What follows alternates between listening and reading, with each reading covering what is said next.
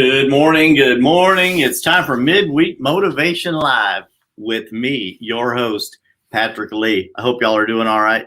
I'm standing up today. I'm excited. Today's topic, the race is on. I had to kick the chair out of the way so the microphone, the camera. Hey man, if the camera shines up my nose, hey, that's all right. It's all good. It's a nice nose, right? The handsome Lee nose. The race is on, man. I hope everyone is having a good week. It is last week in February 2021. It's a beautiful sunny day. The snow apocalypse is over here in Texas. I hope everyone is doing well and you made it through.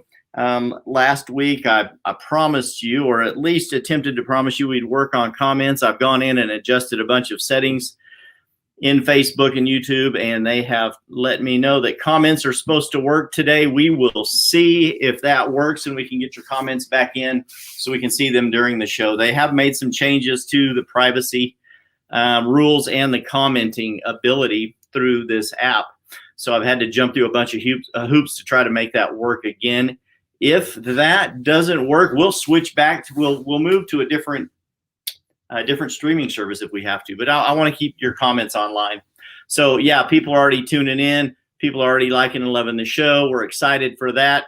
Midweek Motivation Live with Patrick Lee. Today's topic is the race is on. What are you talking about? Patrick Lee, the race is on. Last week and the week before, we talked a little bit about some comments that were made to me about me in the past. Really got me to thinking, and I've shared this in the past as well, and it's a topic that I want to talk about this week. I had a boss that when I started for this company, he told me there are two people in life, two kinds of people in life, and of course we've all heard this before. There are many kinds of people in life, right? Everyone always says there's two kinds of people in life, and it's this and this, and then someone else says it's something entirely different. But I was told at that particular point that there are strollers and there are hustlers, and I'm gonna change the term hustler for the sake of this week's show to sprinter. Okay, there are hustlers and there's sprinters and there are strollers. And this particular boss called me a stroller at that point because I was so easygoing, and I get that from my dad. I can be easygoing. But within a very short amount of time after he said that, actually the first month on that job, I outperformed him when he was in the same position as me. So I like to think that the people that may have had an opportunity to call me a stroller in the past were sadly mistaken, and just didn't recognize the fact that I can do things faster than they can, all the while making it look incredibly easy. I don't have to stress, fret, freak out over every little thing that happens in life, because those things don't happen to me. Those things happen for me, just like they do you, right? I'm going to lift this microphone a little bit. Give me another like, love, some hearts if you can hear me. Everything is going good. We've got things wired up a little differently this week with the cameras and the microphone. I'm loving the new boom mic. I utilized some of my sound effects for a couple of weeks. We're going to work on those and get some new sound effects in here as well. I like all of the loves and the ahs and the hand claps, but we need some more sound effects, right? So anyway, I trust that everyone's doing all right today. And maybe no one has told you this in the past. No one's ever called you a stroller or told you that you weren't fast or that you're just cruising through life. Some people only have one speed in their car, and that's neutral, right? I hope that's not you today. And if it is, I hope this show motivates you to speed up in life. The race is on. What in the world are you talking about? Every one of us has a brand, right? A company. Either it's the company that you own or it's the company that you work for. And if you work for a certain chicken company, you're probably not going to eat chicken at a competitive chicken company. If you work for a marketing company, you're not selling marketing or promoting the marketing of another company. I happen to be a real estate agent. I own my own team, the Patrick Lee Group at eXp Realty. I'm not going to be out preaching or evangelizing the brand of another competitor, right? You run your race. You are called to be the person, the leader, the front man. Every good rock and roll band or country band has a front man, right? And that's the person out front, the person with the microphone, the one singing the song the loudest, the one leading the show, right? And that's the person that you're called to be for your company or your business. Every time you get born, when you come out of your mother's loins or womb, right, the doctor smacks you on the butt, hands you back to your mom, and doesn't say, this kid's going to stroll through life, right? When you came out kicking and screaming and crying, your parents, that doctor, the nurses, all thought there was greatness in you. And at that point, it was a struggle maybe for your parents, but to instill that in you. Once you became 5 or 6 years old, they put you in a public school system, right? Where they may have told you for 5 or 6 years that you're awesome, that you're a handsome little boy or you're a gorgeous little girl, and that you can do anything in the world that you want, right? Hey, you can be president someday. You can be the first man or girl on the moon. Well, when I was a kid, that was one of the things they said. But but I was born in 1963. And that's the thing that was happening back then. Many different people have been to the moon, and there's a lot of controversy around that. I'm not going to get into that. I don't think the moon landing was filmed in a desert in Arizona on a sound set, just between you and me. So I think we've actually been there. I think that Perseverance, the orbit, the machine there is actually on Mars. I don't think that's a conspiracy theory. I think it's actually there. So you were told as a young boy or girl, you can do anything in life, but then about the time you get put into the school, kindergarten or first grade, you start becoming squished into normal, right? You may have 1 or 2 good teachers that told you that you could excel, right? But did all of those teachers from the time you're a little kid all the way through school always push you to do better than everyone else? Or did they always just push you to pass? They want you to do good, and they want everyone to do well. Right? But their main goal was to get you to pass the class. You can pass a class with 70%. You can graduate high school with a 70%. You can graduate college with a 70%, right? 70% is just a little above average, right? Middle of the line, right? Is that who you were called to be? Or were you called to do something bigger, faster, greater than that? Were you called, were you continued to be encouraged as you went through life and led to believe that you could do anything you wanted? Or did they just say, get a good job, get a good career, and you can die at 80 years old with a little bit of money in the bank, and between the little bit of money in the bank, maybe a little retirement and Social Security, you can retire and you can live an average life for the rest of your days, right? That's what a lot of us were taught. That's what I was taught in school. Looks like, hey, good morning, Christine. Great to see you on here. Comments are coming through. Hallelujah. It's working. Y'all go ahead and continue to comment. Share the video. Throw some likes and loves out there. Share the video. And if you can, go to YouTube. If you still use YouTube, go to YouTube. You can go to the Patrick Lee Group channel and subscribe to my channel, and that will help this go higher in YouTube as well. I'm looking for subscribers on YouTube. A lot of people have left YouTube. It's still a big platform. So if you can go subscribe to my channel in YouTube, that would be awesome. And you can see all of the videos in there as well, and go back and find them all on my channel, so you don't have to go search for them in Facebook and other platforms. I've started sharing some marketing on Telegram and some other platforms recently, and I am venturing into a lot of other platforms to share Midweek Motivation Live. Hope that that's a blessing to you. But anyway, when you finish school, you may have went on to higher education. You may have went on to college. You may have just started working like I did when I was 13 years old. And I always wanted more. I was a little kid. Like I've shared with you in the past, we didn't have a lot of money. There were 5 kids. Mom and dad both worked. Dad moonlighted multiple jobs to feed all of us hungry kids. And we got the school clothes each year that they could afford from the Spiegel catalog. Spiegel's kind of, if it's still around, you'd get a couple of pairs of power denims, you'd get a couple of shirts, and you might get a pair of shoes. And those were your school clothes for the year, right? You got 2 new shirts and 2 new pairs of pants and a pair of shoes. Those were expected to last you till the next year.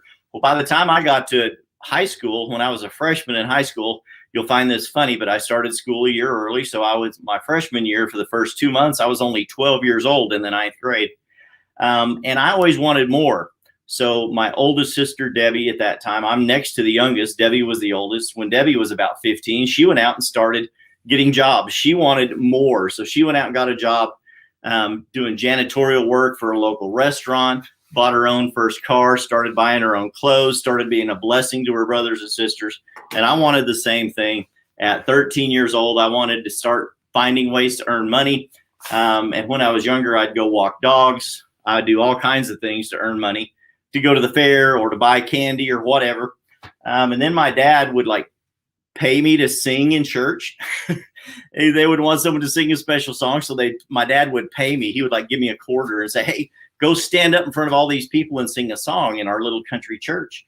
And I'd be like, oh, I'm embarrassed. I don't want to go stand in front of everybody. And they were like, Patrick, come on, sing a song. And he'd slip me a quarter. And a quarter at that time, you know, I'm telling my age here, man. I hope you guys are getting this. A quarter would buy me an RC Cola down at the local supermarket down on the corner. We had a corner store named Wilson's.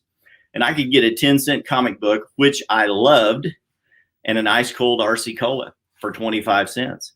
And then later on, I graduated and would start getting a quart of RC. RC was the thing we drank back then. And then, you know, Coca-Cola was a sacrilege. It was like beer or something. So we drank RC Cola. I loved RC Cola. And so I would stand in front of people and sing. It's like, okay, Patrick, you can stand in front of people and perform. And then as I got a little older, I went out and found jobs on my own. I started washing dishes in a local seafood restaurant. They fired me because I didn't have any documentation. I didn't have a work permit. I didn't even have a social security number yet, but I wanted to work, and they would pay me and then split tips with me. And all of the waiters and waitresses loved me. They thought I was a great little kid, skinny little kid back there busting tables, doing the dishes. And you know what? I went out and I bought my own clothes. My aunt had a restaurant. My inspiration in real estate, Virginia Weaver, she owned a restaurant, and then she turned around and grew the restaurant, sold it, and opened her own clothing store. So I went down to my aunt's clothing store, and I bought some jeans, and I bought some T-shirts and things that I wanted to wear. So I had some money in high school, but I still wasn't super great at wanting to stand up or speak in front of people, and had no desire for any of that. And it wasn't until I told you later on, when I was about 20, had moved to Texas, was running a burger joint, that a guy slapped this little cassette tape in front of me, handed it, put it in my hand through the drive-up window, said, listen to this, it'll change your life. And that was Earl Nightingale telling me that I could be anything in the world that I wanted to be, that I could run my own race, and I could run it fast. I could go slow or I could go fast, and the faster I went, the further down the road I would be when I got older. But, you know, a lot of times life and working, an hourly wage job for the next 25, 30 years, you know, those things can sort of fit you back in that sardine can, right? So you're in there with everyone else, and it's hard for you to break out and start running the race, because everyone's in there. It's kind of like at the start of the Boston Marathon, right? There's thousands of people, and you're all in this crowd. And kind of like last week, I was telling you, when you're trying to get to the front and you're elbowing people, right? You're like, excuse me, I'm coming through. I'm not just going to stand in this one place and run this slow race with all of these people. I need to be separated from the pack so I can run out with freedom and be able to sprint at the speed that I want to sprint, right? And then as I'm doing that, as I'm growing I started my own businesses. When I got a little older, I started my own business. I was going through cleaning up some things the other day, and I came across some business cards from my first business that I actually owned in my late 20s. I bought the popcorn shop at our local mall, and it was called Popcorn Heaven. And we changed it to Popcorn Heaven and more.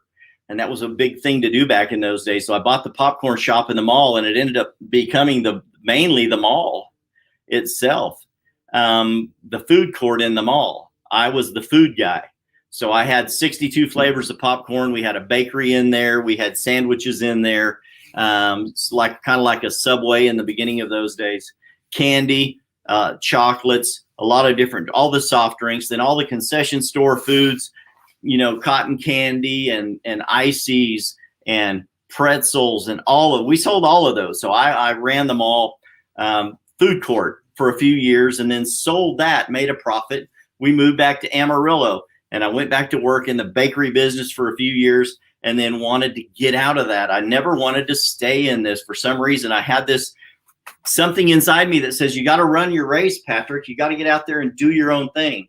So at 50 years old, I started running my race and I changed my career and I got into real estate. It's been very good for me. It's been very good for me. And whatever it is that you're called to do can be very good for you too.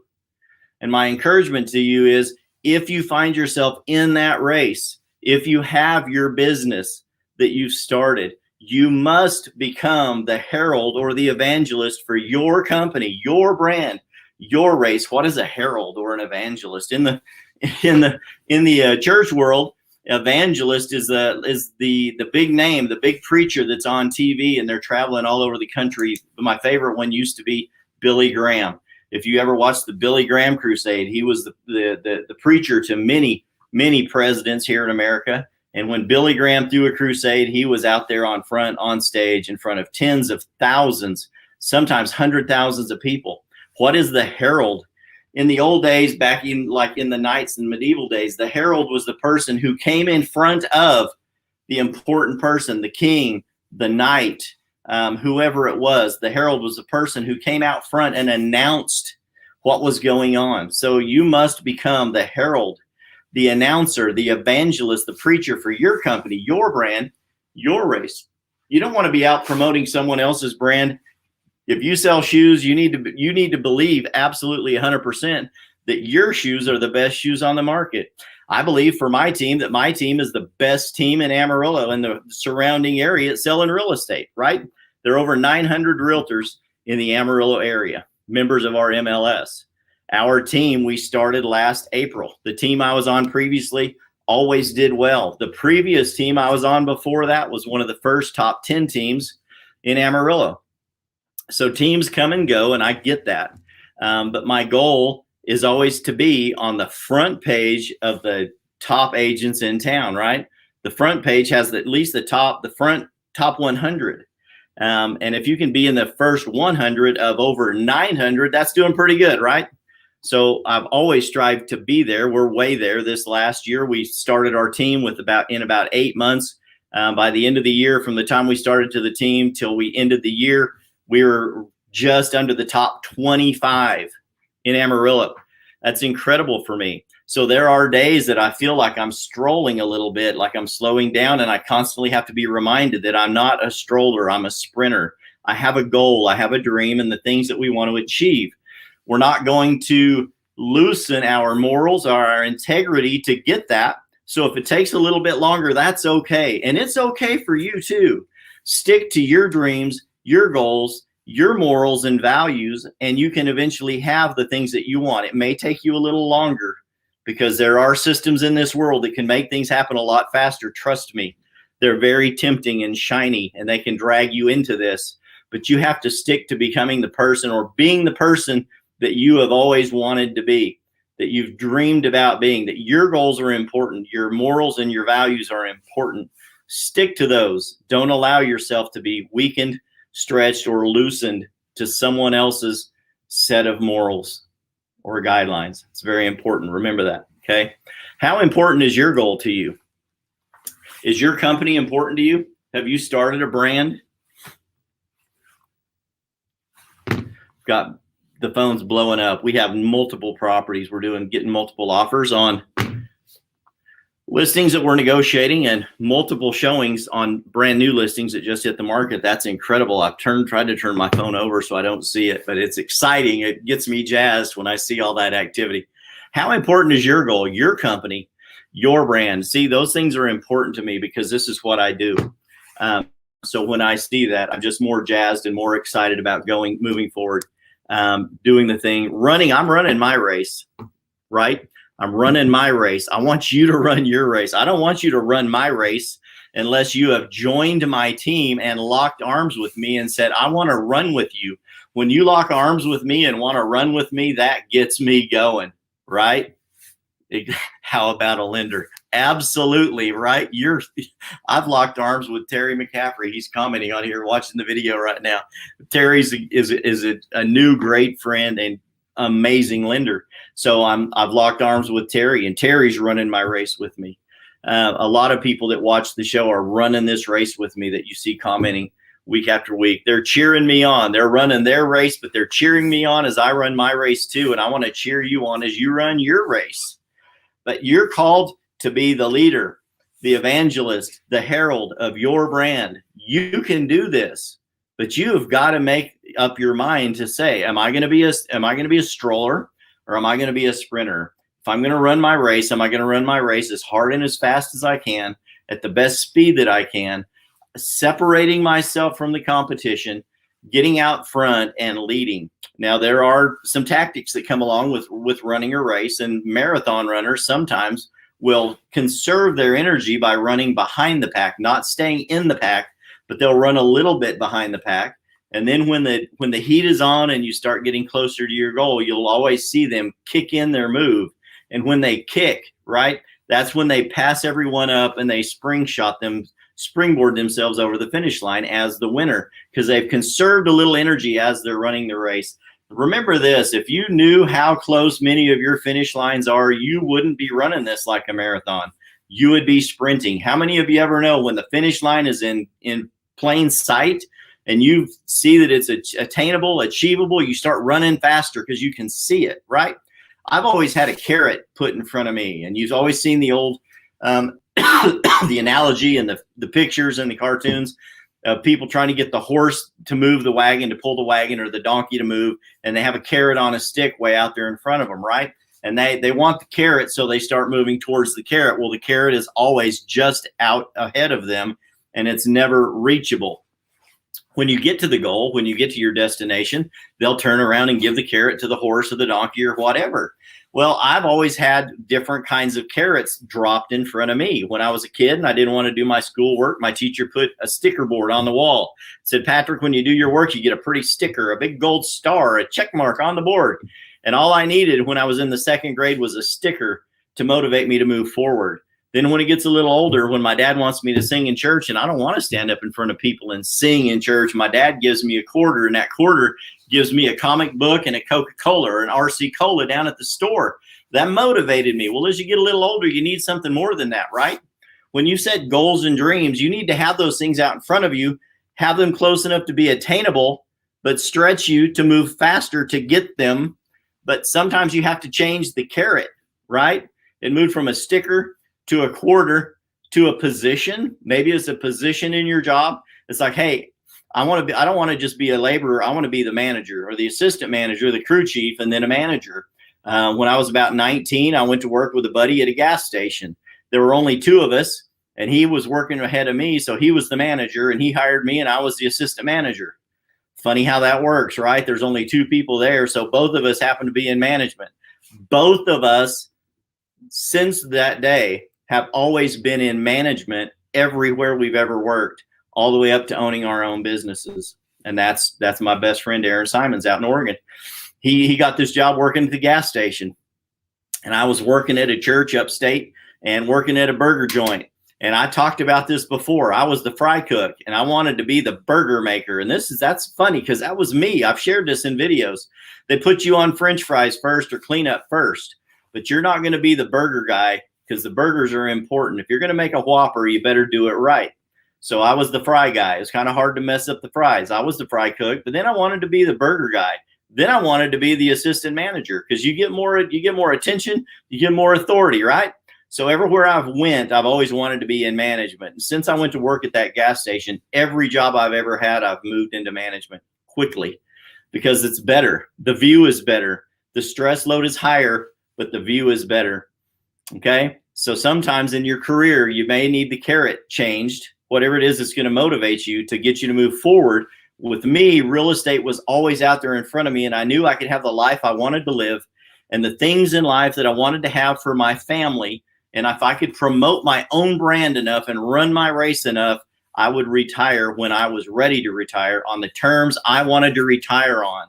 And that's what I want for you too. And now I'm running a sprint right now in my own race. You know what I mean? I'm growing my team. I'm moving forward. I'm doing the things I can to run my race. But while all along, I want to encourage you to run your race. Okay. Last point. There's more than one day in every day. What does that mean, Patrick? Are you crazy? There's only one day. There's only 24 hours in every day. There's more than one day in every day. Some of you get up and you determine I work a 9 to 5. My day starts at 9 o'clock. It ends at 5 o'clock. Successful people understand that if you're motivated, inspired, you can actually get a whole, and some of you may attest to this. You wake up and you had a very motivated day. You got good rest. You've been taking your vitamins. You've started working out, and all of a sudden you feel good. You get a flash of inspiration. You can get more done in 4 to 6 hours in one day than many people get done in a whole day, right? Has that ever happened to you? It's happened to me. There are some days that I don't get any. I don't get 2 days worth of relaxing done in one day. And I know that's funny, right? It doesn't make any sense. But if you're thinking, it does, right? Been going so fast, haven't had time to drink my hot coffee. Don't want it to get cold.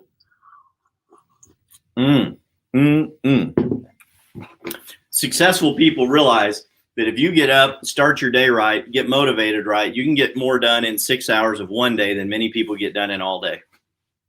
Some people can get more done in 4 hours before lunch. The Marines or the Army Rangers used to say something, right? They get more done before 5 a.m.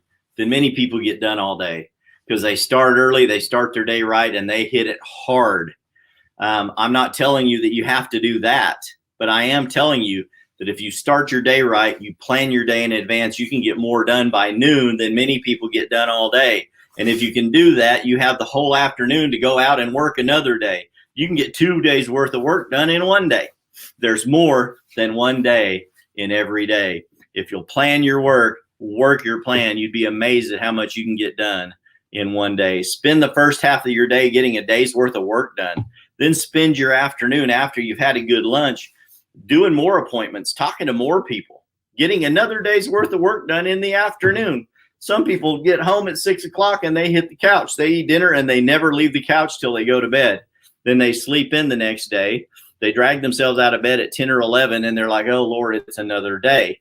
They drink coffee till noon or 1 o'clock and then they go take a shower and get started because they're a realtor and they can get up when they want. And they don't get started till 2 o'clock in the afternoon and then they're done by 4, right? How much work did you actually get done? Are you running a race? Are you just strolling through life, man? Exactly. Ross says some days I get more done than I do the rest of the week. Exactly. That's so true. There's more than one day in every day. And if you'll use your day, Nick Krim is one of the owners at Content Cardz. And at every one of my videos in the text, you'll see it says, and I'll say this at the end, of the video, I always talk to you about real estate. Nick's favorite thing is win the day. I think he has it tattooed on his leg. Win the day, right? Win the day. It's up to you to win the day. Carpe diem was what? Seize the day? Win the day? Something like that. So it's up to you, man. Run your race. Become the evangelist of your product, your name, your company, your brand. And then start your day right. Start your day right. Run your race quickly. Start early. Run fast. You'd be amazed at what you can get done at that point. Ed Milet says a lot of times, he goes, he calls himself Ed or Ted. And if you enjoyed what he said, he's Ed. And if not, if he's slacking off, then he's Ted. But he talks about that, going to heaven and meeting who he could have been once he walks inside the pearly gates. And that's one of the things that motivates me too. I don't want to be an overweight slob that barely rolls into heaven. I want to be wore out, beat up, scarred, and enter that, and being told, hey, you ran the race good, man. You're awesome. Here's your identical twin, and you look just like him. You guys both did the same things you were intended to do. You ran your race, and you succeeded when you crossed the finish line. That's who I want to be for me. That's who I want you to be as well. Hey, listen, this has been Patrick Lee with Midweek Motivation Live. I do this every week as a service to you to help motivate you through the week. I do sell real estate for a living here at the Patrick Lee Group. If you know anyone that is interested in buying a home, selling a home, or investing in real estate, click on the link below this video in the comments to my digital business card created by Nick Krim and Michael K. at Content Cardz. Content Cardz with a Z, C-A-R-D-Z, and they can hook you up if you're in the real estate world with a digital business card just like mine. The fee is not as much as you would expect, and the value is so much more than what it costs. that will be in the comments below this video. Give me a call, get on my calendar, and schedule an appointment. We can talk about getting you into your next house, or selling your house, or helping you become an investor in real estate. Until next week, this has been Patrick Lee with Midweek Motivation, saying you can do it. I believe in you. Get outside of your comfort zone. That's where your power is. Bye-bye.